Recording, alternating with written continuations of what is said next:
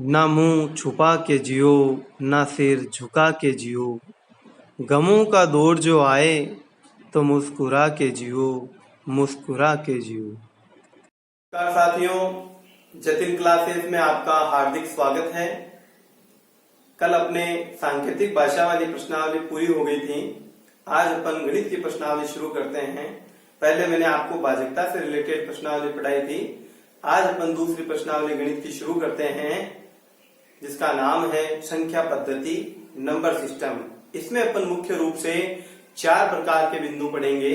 पहला बिंदु आपका ये रहेगा सामान्य जानकारी। किसी भी प्रश्नावली हो चाहे, उसकी बेसिक नॉलेज अपने को होना बहुत ही जरूरी है। दूसरा बिंदु अपन पढ़ेंगे संख्या ज्ञान। इसके अंदर आप परिमेय, परिमेय, भाज्य, भाज्य इन सबका नॉलेज लोगे। उसके बाद में आता है योग संबंधी प्रश्न। समस्त प्रकार के योग संबंधी प्रश्न अपन एक साथ ही पढ़ेंगे। उसके बाद में आता है रोमन संख्या। ठीक है, तो पहले अपन शुरुआत करते हैं सामान्य जानकारी। तो सामान्य जानकारी में अपन क्या है, बिल्कुल छोटी से छोटे बिंदुओं को, छोटी से छोटी बातों को सीखेंगे। तो मैं सबसे पहले आपको ले चलता हूं कक्षा 3 के अंदर विस्तार रूप। ये हिंदी में करना है, जैसे इकाई, दहाई, सैकड़ा और हजार। तो यहाँ 9 के साथ में लिख देंगे अपन है यानी हजार, प्लस 8 के लिए आ जाएगा इसके लिए सैकड़ा, प्लस इस 8 के लिए आएगा दहाई, प्लस और इस 7 के लिए आ जाएगा इकाई यानी ई। इसे कहते हैं विस्तार रूप। ये हिंदी में होता है जैसे इकाई, दहाई, सैकड़ा, हजार, हमें इस प्रकार लिखना होता है। उसके बाद में अपन पढ़ेंगे, देखो विस्तारित रूप। विस्तारित रूप बिल्कुल छोटे छोटे बिंदु है, बस अपने को नॉलेज होना चाहिए कुल मिला के। ये होता है अभी कंप्लीट ऐसे गणित में अंकों में दर्शाएंगे। जैसे यही क्वेश्चन ले लेते हैं कि 9887 का विस्तारित रूप ज्ञात करें। तो देखिए इकाई, दहाई, सैकड़ा, हजार है ना, तो ये आ जाएगा 9000 प्लस सैकड़ा यानी 100 तो 800। उसके बाद में दहाई यानी 10 गुना यानी 80 और ये 7। तो विस्तार रूप और विस्तारित रूप में माइनर ये फर्क है। विस्तार रूप में अपन इस प्रकार लिखते हैं और विस्तारित रूप में अपन शून्य वगैरह लगा के अंकों में दर्शाते हैं। अगला बिंदु है सामान्य जानकारी में ही है स्थानीय मान यानी प्लेस वैल्यू। इसको अर्थ समझें कि प्लेस के अनुसार वैल्यू होती है, स्थान के अनुसार ही उस व्यक्ति का मान होता है। अपन घर में जाते हैं तो किसी के बेटे हैं, तो किसी के मान लो भाई है, और यही ससुराल में जाते हैं तो वहां दामाद की पोस्ट है। अलग अलग स्थान पे अलग अलग वैल्यू। जैसे मैं विद्यालय में जाता हूं तो एक शिक्षक का मान हो जाता है। तो स्थान के अनुसार ही मान बढ़ता है। तो उसी प्रकार किसी अंक का भी स्थान के अनुसार मान बढ़ता है। देखिए छोटा सा उदाहरण कि ये जैसे 5 रुपए है मान लो, लेकिन अब यहाँ अगर कुछ लिख दे तो ये 5 अब 5 नहीं रहा है, ये 5 अब 50 हो गया है, क्योंकि दूसरे स्थान पर आते इसकी वैल्यू बढ़ गई, 10 गुना हो गया। और यही अगर मान लो तीसरे स्थान पे आ रहा है तो ये 500 रुपए हो गए। आई बात समझ में? तो स्थानीय मान का सीधा सा अर्थ है कि स्थान के अनुसार उसका मान क्या है, उस प्लेस के अनुसार उसकी वैल्यू क्या है। दिखने में तो ये 5 है, लेकिन ये सैकड़े के स्थान पे होने के कारण इसकी वैल्यू 100 गुना हो गई, यानी ये 500 हो गए। तो अन्य उदाहरण देखते हैं इसके। 6248 में सभी अंकों का स्थानीय मान करें। सभी अंकों का स्थानीय मान लिखिए। तो बिल्कुल सिंपल है। देखो इकाई, दहाई, सैकड़ा, हजार की वैसे तो ये 6 ही है, लेकिन इस स्थान पे आने के कारण ये 6000 हो गया भाई। तो 6 का प्लेस वैल्यू में शॉर्ट में लिख रहा हूं यानी स्थानीय मान, तो 6 की प्लेस वैल्यू जो है वो हो जाएगी 6000। उसी प्रकार 2 की जो प्लेस वैल्यू है वो हो जाएगी अपने 200, क्योंकि इकाई, दहाई और सैकड़ा। और 4 की जो प्लेस वैल्यू है ये 4 अब 4 नहीं है, ये दूसरे स्थान पर यानी दहाई के स्थान पे होने के कारण ये 40 रुपए हो गए अभी। और 8 की जो प्लेस वैल्यू वो इकाई पे है तो वो तो खुद ही रहेगी, तो 8 की जो प्लेस वैल्यू है वो 8 के 8 है, यानी 6000 फिर 200 रुपए, फिर 40 रुपए, फिर 8 रुपए, सबको जोड़ते हैं तो 6248 होता है। एक तो तरीका ये है समझने की दृष्टि से। दूसरा बिल्कुल ऐसे सिंपल है कि जिस अंक का आपको स्थानीय मान चाहिए आप वो अंक लिखें और जितने अंक उसके आगे हैं उतने शून्य लगा दें। जैसे 3 अंक ज्यादा है तो 3 जीरो लगा दें। इस 2 के आगे 2 ही अंक है, 2 जीरो लग गए। इस 4 के आगे 1 अंक है दाईं तरफ, 1 जीरो आ गया। 8 के आगे कुछ नहीं है तो हमने भी देखो कुछ भी नहीं लिखा है। क्लियर है? ये हो गया इसका स्थानीय मान।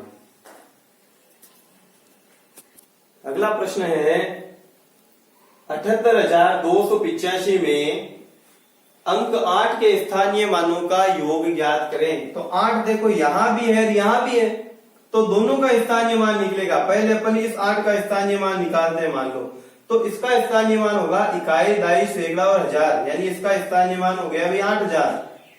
उसके बाद में अपन इसका निकालते हैं तो इसका स्थानीय मान ये दाई के स्थान पर है, इसका मतलब ये 10 गुना है, तो इस 8 का स्थानीय मान हो गया भाई 80। तो दोनों 8 का हमने स्थानीय मान निकाल लिया। अब ये कह रहा है कि उनका योग ज्ञात करें, तो कुल मिला के यहाँ अपन जोड़ देंगे तो ये हो गया भाई 8080 रुपए। तो स्थानीय मान अपने को आने चाहिए। कई बार स्थानीय मान और जातीय मान के मिक्स क्वेश्चन पूछे गए हैं। एक उदाहरण अपन ये ले लेते हैं दशमलव संख्याओं का। प्रश्न है 76.285 में सभी अंकों का स्थानीय मान लिखिए या ज्ञात कीजिए। तो देखिए दशमलव के इधर जो होता है उसे कहते हैं पूर्णांश और दशमलव के जो दाईं तरफ लिखे हुए अंक है उन्हें कहते हैं भिन्नांश। भिन्नांश को हमेशा अलग अलग पढ़ा जाता है। जैसे मैंने अभी पढ़ा था 76.285 और 5। अब हमें स्थानीय मान करना है तो सबसे पहले 7 का करते हैं।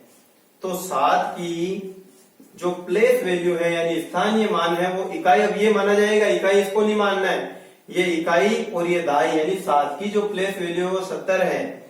इस 6 की जो प्लेस वैल्यू है वो होगी भाई डायरेक्ट केवल 6। ये तो हो गया अपने पूर्णांशों का हिसाब। अब चलते हैं भिन्नांशों की तरफ। तो अगर इस 2 की बात करें तो 2 की जो प्लेस वैल्यू होगी वो होगी 2/10। ठीक है, इसे बोलते हैं दशांश, शतांश और सहस्त्रांश।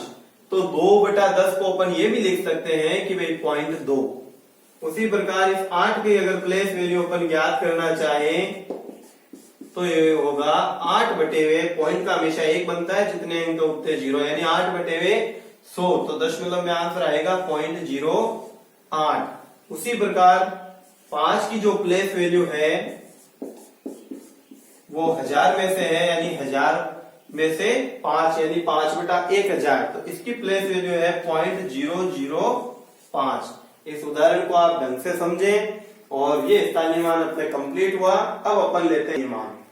जातीय मान को आंकिक मान भी कहते हैं और अंग्रेजी में बोलते हैं फेस वैल्यू, यानी जो जैसा दिखता है वैसा का वैसा उसका आंसर है। तो जैसे इसको शॉर्ट में अपन एफ भी लिखेंगे। जैसे आ गया भाई 6 की एफ वैल्यू, यानी 6 का जातीय मान क्या होगा? 6 होगा। बस जो है वो का वही आएगा भाई। उसी प्रकार 7 की जो फेस वैल्यू है वो रहेगी 7। 5 की जो फेस वैल्यू है वो रहेगी 5 और जो 2 की फेस वैल्यू है वो रहेगी 2। तो फेस वैल्यू बहुत ही इजी है भी। तो आंकिक मान आपके समझ में आ गया, यानी जातीय मान आ गया। उसी प्रकार हमने स्थानीय मान भी सीख लिए। अब अपन पढ़ेंगे स्थानीय मान और जातीय मान के मिक्स में क्वेश्चन कैसे आते हैं। तो देखिए 6527 में 5 के स्थानीय मान व जातीय मान का योग ज्ञात करें। तो देखिए 5 की प्लेस वैल्यू यानी स्थानीय मान वो जो है वो रहेगा 500। उसी प्रकार इस 5 की फेस वैल्यू यानी जातीय मान रहेगा केवल 5। अब कभी ये अंतर पूछ लेता है, कभी ये योग पूछ लेता है। फिलहाल यहाँ योग पूछा गया, अपन जोड़ देंगे कि भाई 500 और 5 आएगा। तो बिल्कुल सिंपल है। कई बार गुणनफल भी पूछ लेते हैं तो गुणा कर देंगे, अंतर होता है तो 495 आ जाते। तो योग पूछा गया है तो 505 आ गया। ये रहा आपके स्थानीय मान और जातीय मान का मिक्स क्वेश्चन। अब है देखिए पूर्ववर्ती संख्या और अनुवर्ती संख्या। देखिए पूर्ववर्ती संख्या का अर्थ होता है ठीक पहले वाली संख्या। जैसे 15 की पूर्ववर्ती संख्या क्या होगी, ठीक पहले 14 होगी। 112 की ठीक पहले क्या होगी, 111 होगी। उसके बाद में आता है अनुवर्ती संख्या, यानी ठीक बाद वाली संख्या। जैसे 15 की अनुवर्ती संख्या हो जाएगी 16, 205 की अनुवर्ती हो जाएगी 206। अब इससे रिलेटेड क्वेश्चन क्या है आया हुआ है, देखो किसी संख्या की पूर्ववर्ती संख्या व अनुवर्ती संख्या का अंतर सदैव होता है, सदैव होता है। फिर ऑप्शन आ गए जैसे ब, स, उर्द 1, 2, 3 और 0। हमेशा ध्यान रखना ठीक पहले वाली संख्या ठीक बाद वाली संख्या में हमेशा 2 का अंतर ही रहता है। जैसे मान लो अपने पास सामने 21 है तो 21 के पूर्ववर्ती आ गई 20, अनुवर्ती में आ गई मान लो 22, तो इनका अंतर तो हमेशा 2 का ही रहेगा, चाहे संख्या कोई सी ले लो। क्लियर है ये। अगला प्रश्न इसी का पूर्ववर्ती अनुवर्ती का कि किसी संख्या की पूर्ववर्ती संख्या व अनुवर्ती संख्या का गुणनफल है, यह आपके सामने ऑप्शन है। तो हमेशा ध्यान रखना, एक उदाहरण ले लेते हैं। देखो पहले अपन प्रैक्टिकल करके देखते हैं। जैसे मान लो मैंने संख्या ले ली हुई 15, तो इसके पूर्ववर्ती संख्या जो है वो तो क्या होगी 14, और अनुवर्ती संख्या जो है वो क्या हो जाएगी 16। ये कहता है कि इनका गुणनफल क्या होगा हमेशा के लिए। तो संख्या का स्क्वायर प्लस 1, मानो मैंने 15 लिया है, तो संख्या का स्क्वायर प्लस 1 अगर मैं करता हूं तो यह आएगा 225 प्लस 1 बराबर 226। जबकि आप यहाँ देखो इनको गुणा करते हैं तो इकाई का अंक 6 चौका 24 यानी 4 आएगा, जबकि यहाँ 6 आ रहा है। इसका मतलब ये गलत है भाई, ये ऑप्शन गलत है।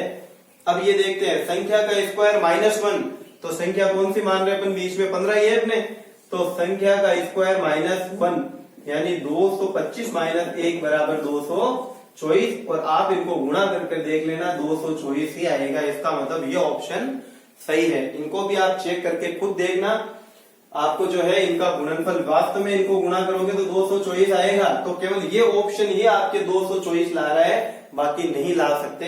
इसका मतलब हमेशा ध्यान रखना कि पूर्ववर्ती संख्या और अनुवर्ती संख्या को यदि गुणा करते हैं तो उनका गुणनफल हमेशा संख्या का स्क्वायर -1 ही होगा। तो सामान्य जानकारी के अंदर ही अगला बिंदु है आंकिक ज्ञान। ठीक है, एक कंपटीशन एग्जाम के अंदर अक्सर आपने देखा होगा कि 6 अंकों तक की संख्याओं का हिसाब पूछा जाता है। हमें विशेष रूप से 6 अंकों तक की संख्याओं का नॉलेज होना अत्यंत आवश्यक है। तो देखिए यहाँ कि ये कह रहा है भाई अंक, तो मैं पहले लिख रहा हूँ 1 अंक। पहले इस कॉलम को पूरा करते हैं। देखो कि 1 अंक की सबसे छोटी संख्या क्या होती है, 1 खुद, और 1 अंक की सबसे बड़ी संख्या क्या होती है, 9। अब ये कहता है कि 1 से 9 तक कुल संख्याएं कितनी है भाई, तो 1 से 9 तक 9 ही तो संख्या है। इसका मतलब कुल संख्या कितनी हुई 1 अंकों की, 9 हो गई। अब चलते हैं 2 में, उस कॉलम की पूर्ति बाद में करेंगे।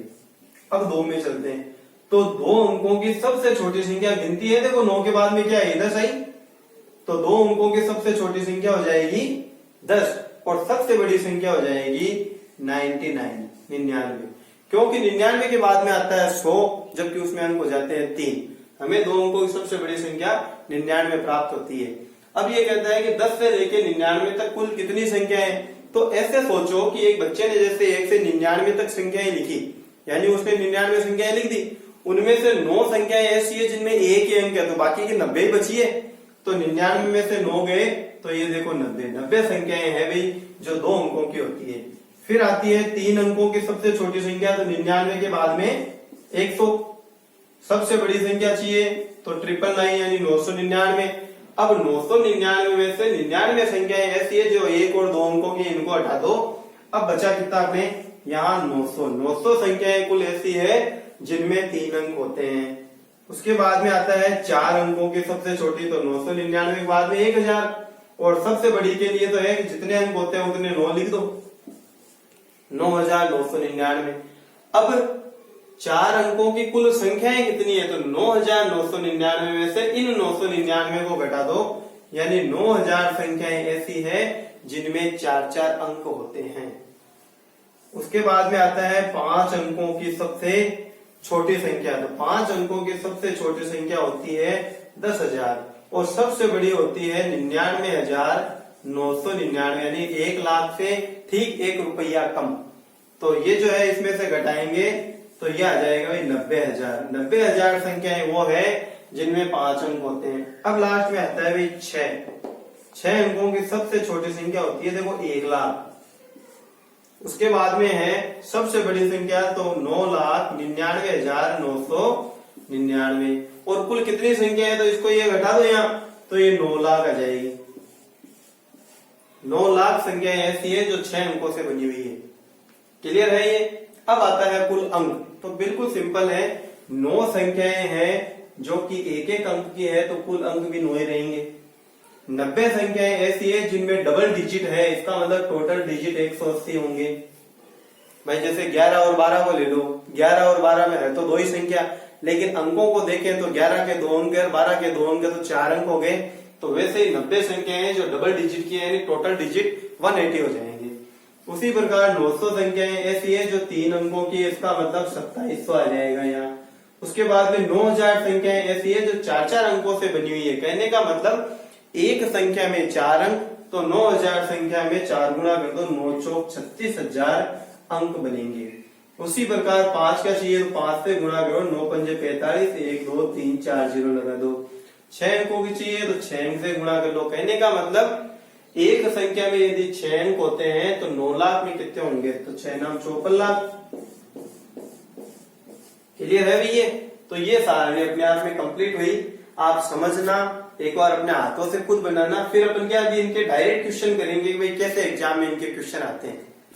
और आपने देखा कि 24 क्वेश्चन इसमें तैयार हो रहे हैं। वैसे जैसे 1 अंक के देखो 4 सवाल तैयार हो गए, 2 अंकों के 4 सवाल तैयार हो गए, तो 6 के 6 चौका 24 सवाल तैयार हो गए। प्रश्न कैसे आते हैं देखना। जैसे 4 अंकों ले रहा हूं कि 4 अंकों की सबसे छोटी संख्या कौन सी है, 1000 पहला क्वेश्चन। 4 अंकों की सबसे बड़ी संख्या कौन सी है, 9,999। 4 अंकों वाली कुल कितनी संख्याएं हैं, 9,000 है। 4 अंकों वाली सभी संख्याओं में कुल कितने अंक होते हैं, तो 9 चौक 36,000 अंक होंगे। तो इस प्रकार के डायरेक्ट क्वेश्चन पूछते हैं, तो उनका आंसर कैसे देना है ये अपना लास्ट अगला क्वेश्चन करते हैं। तो प्रश्न है 5 अंकों वाली संख्याओं में कुल कितने अंक होते हैं। मैं आपको क्वेश्चन करवा रहा हूं। देखिए ये कि पहले आप ये देखो कि 5 अंकों की सबसे छोटी संख्या कौन सी होती है, तो 1 लिख के 4 0 लगा दे, ये तो हो गई सबसे छोटी। उसी प्रकार फिर 5 अंकों की सबसे बड़ी संख्या की यदि पूछे तो 5 बार 9 लिख दो, ठीक है।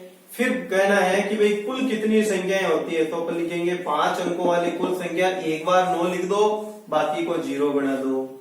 उसी प्रकार अगर 3 अंकों की बात करें कि सबसे छोटी, तो 1 लिख के 2 0 हो गए 3 अंक। बड़ी चाहिए 3 बार 9 कर दो। कुल संख्या चाहिए तो 1 बार 9 लिख के बाकी 0 लिख दो। तो इस प्रकार कुल संख्याएं जो है वो 90,000 है। अब ये कह रहा है कि कुल अंक कितने बनेंगे, तो कुल अंकों के लिए सीधा सा है कि 90,000 संख्याएं आपके पास, एक संख्या में 5 अंक होते हैं, तो 90,000 में कितने होंगे, 9 पंजे 45, 1 2 3 और 4, यानी 4,50,000 अंक होंगे। क्लियर है। इससे संबंधित एक प्रश्न और देखें कि राम ने 1 से 1000 तक गिनती लिखी, तो उसने कुल कितने अंकों का प्रयोग किया। देखिए 2 प्रश्न बनते हैं, कितने प्रकार के अंकों का प्रयोग किया, तब तो फिक्स है भाई 10।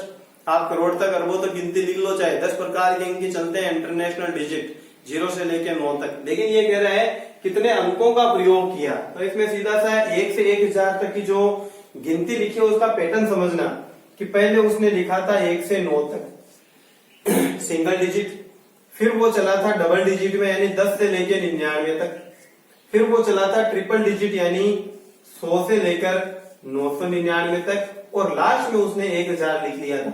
यानी ऐसे उसने गिनती लिखी थी। तो 1 से 1000 तक की गिनती हो गई कि 1 से 9 तक सिंगल संख्याएं थी, सिंगल अंक थे, 10 से 99 तक 2-2 अंक थे, 100 से 999 तक 3-3 अंक थे, और लास्ट में 1000 में 4 अंक हो गए, यानी 1000 तक की गिनती कंप्लीट हो गई। अब 1 से 9 तक संख्याएं कितनी होती है भाई? 9 होती है। 10 से 99 तक कितनी होती है? 90 संख्याएं होती है। और 100 से 999 तक 3 अंकों वाली संख्या जो है 900 होती है। और लास्ट में 1000 एक संख्या लिख दी यानी 1। इनका योग जो है वो 1000 होना चाहिए, ये जरूर ध्यान रखें। देखो 990 और ये 10 टोटल हो गया भाई 1000। अब अपन इनके बनाते हैं अंक। तो सीधा सा है 9 संख्याएं ऐसी है जो एक एक अंकों की है, इसका मतलब अंक कितने रहे? 9। 90 संख्याएं ऐसी है जो डबल डिजिट की थी, तो टोटल डिजिट कितने हो गए? 180। 900 संख्याएं ऐसी थी जो ट्रिपल डिजिट की थी, इसका मतलब 2700 डिजिट बने। एक संख्या ऐसी है जिसमें 4 अंक है, देखो 1 2 3 और 4, इसका मतलब 4 अंक इसके हो गए। अब अपन सभी को जोड़ देंगे तो पता चल जाएगा भाई टोटल कितने डिजिट है।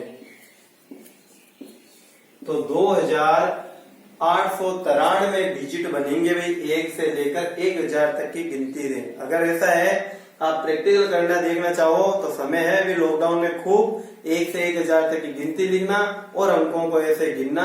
टोटल 2893 अंक बनेंगे। एक प्रश्न मैं आपको चेंज कर रहा हूँ, आपको बताना है कि उसके अंदर कितने डिजिट आएंगे। मैं 1 से 100 तक लिख रहा हूँ, केवल 1 से 100 तक की गिनती लिखें तो कुल कितने अंकों का प्रयोग किया जाएगा। यह आपका HW के रूप में प्रश्न दिया गया है। अभी देखो कुछ दिनों पहले माननीय प्रधानमंत्री श्री नरेंद्र दामोदर दास मोदी जी ने 20 लाख करोड़ का आर्थिक पैकेज घोषित किया था। तो उसके जस्ट अगले ही दिन या कुछ समय बाद में क्या है कि कई लोगों के मैसेज आए कि सर इनमें शून्यों की संख्या कितनी होगी, कोई बता सकता है इसमें शून्य कितने होंगे। तो ऐसे ही क्वेश्चन क्या आए हुए भी अपने कॉम्पिटिशन एग्जाम में। तो मैं जैसे एक क्वेश्चन ले रहा हूँ यहाँ कि 24,000 करोड़ में शून्यों की संख्या कितनी होगी। सबसे पहले आप ये देखेंगे आपको 1 करोड़ लिखना आना चाहिए। तो देखिए इकाई, दहाई, सैकड़ा, हजार, 10,000, लाख, 10 लाख और ये 1 करोड़ है। अब आप ये देखेंगे 1 करोड़ में शून्य कितने हो गए? 7। 1 करोड़ में शून्य कितने हैं? 7 और टोटल अंक कितने हो गए? 8। अब बात यह कि अगर मैं इस 1 की जगह 4 लिख दूं तो आप क्या पढ़ोगे? 4 करोड़। अगर मैं 14 लिखूं तो आप क्या पढ़ोगे? 14 करोड़। अगर मैं 214 लिखूं तो आप क्या पढ़ोगे? 214 करोड़। जबकि प्रश्न ये कहता है कि नहीं आपको 24,000 करोड़ लिखना है। तो ऐसा है कि भाई करोड़ के जीरो तो लगे हुए हैं ही, आप 24,000 को उठा के यहाँ सेट कर दो 1 की जगह। तो ये 24,000 और ये करोड़ है ये, तो हो गया 24,000 करोड़। तो 7 जीरो तो ये और 3 जीरो ये, यानी इस प्रश्न का उत्तर हो जाएगा 10 शून्य लगेंगे भाई। तो 24,000 करोड़ में शून्यों की संख्या जो है वो 10 होगी। अब अपन करते हैं 20 लाख करोड़ वाला क्वेश्चन। तो देखिए दूसरा प्रश्न ले लेते हैं इसमें कि 20 लाख करोड़ में शून्यों की संख्या कितनी होगी। पहला काम तो वही 1 करोड़ लिखो आप ऐसे। 1 करोड़ लिख दिया, शून्यों की संख्या कितनी आ रही है भाई? 7 आ रही है। अब बात यह है कि 1 करोड़ नहीं लिखना है, हमें लिखना है 20 लाख करोड़। तो इस 1 को हटा के 20 लाख लिखो। तो देखो 20 और लाख में 5 जीरो होते हैं। तो देखो इकाई, दहाई, सैकड़ा, हजार, 10,000, लाख और ये 10 लाख तो हो गए भाई 20 लाख। और करोड़ के जीरो हमने पहले लगा दिए। अब इन जीरोस को गिन लो तो ये आ रहे हैं भाई टोटल 6। तो अपने यहाँ आंसर हो जाएगा 7 और 6 13, यानी 20 लाख करोड़ के अंदर 13 जीरो आएंगे। तो कई बार आपने ये भी देखा होगा कि अल्प विराम से रिलेटेड क्वेश्चन आते हैं या कई बार संख्या लिखते समय में कोमा लगाना पड़ता है। अल्प विराम करता भाई कोमा लगाते हैं। तो देखिए मैंने एक संख्या लिखी है जिसमें एक भी कोमा नहीं है और हमें ये कह रहा है कि अगर इस संख्या को लिखते हैं तो वास्तव में कितने कोमा आएंगे। ये भी बहुत ही देखो बेसिक जानकारी है, हमें होना चाहिए। तो ध्यान दें इकाई, दहाई और सैकड़ा इनका एक अलग ग्रुप है, इसलिए पहला कोमा यहाँ आ जाएगा। दाई तरफ से शुरू करना है, इकाई, दहाई और सैकड़ा हो गया भी। उसके बाद में देखो हजार, 10,000, रुक जाइए। फिर लाख, 10 लाख, यानी ये लाख, 10 लाख। करोड़, 10 करोड़, पहले कभी भी कोमा नहीं आता है इसलिए इसको मिटा देंगे। तो इस संख्या के अंदर 3 कोमा आएंगे भाई। पहला कोमा कहाँ लगाना है? सैकड़े के बाद, यानी इकाई, दहाई, सैकड़े का अलग ग्रुप है। फिर हजार, 10,000, लाख, 10 लाख, करोड़, 10 करोड़, अरब, 10 अरब। एक उदाहरण और ले लेता हूं मैं।